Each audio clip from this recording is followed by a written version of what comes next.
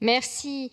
Mes chers collègues, je voudrais remercier Madame Nawel Oumer pour son intervention qui porte sur notre belle délibération de maison d'assistante maternelle, mais aussi sur la mise en lumière de toute notre politique éducative et d'accueil de la petite enfance avec une ouverture européenne qui est d'actualité. Pour rappel et pour donner quand même quelques chiffres et remettre en perspective notre accueil individuel à Paris, il faut rappeler que nous avons le plus faible taux que le reste de la France. Les familles font très peu appel aux assistantes maternelles, 5% contre 20% en moyenne nationale. Et du coup, le taux de chômage des professionnels à Paris est de l'ordre de 12% en moyenne, beaucoup plus fort que le reste de la France, et ça peut atteindre 40% dans certains arrondissements.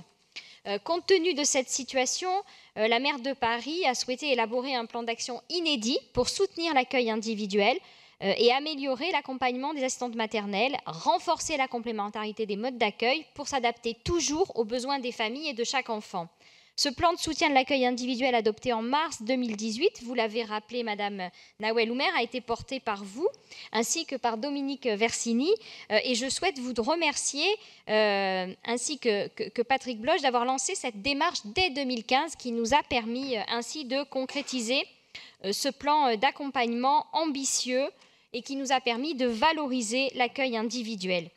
Il s'agissait également d'assurer leur montée en compétences à travers une offre de formation de la DFPE et à travers le soutien de la ville, installer les premières assistantes maternelles à Paris, ce qui permet également de les mettre en lumière.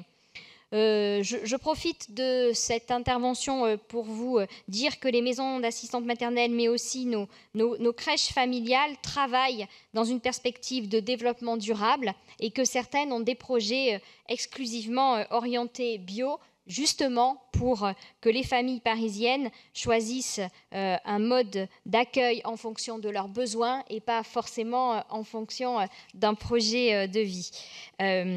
Pour lutter contre le chômage de la profession, nous avons signé également avec Pôle emploi une convention qui nous permet de les accompagner beaucoup mieux et de trouver des solutions à un sujet majeur qu'est le chômage.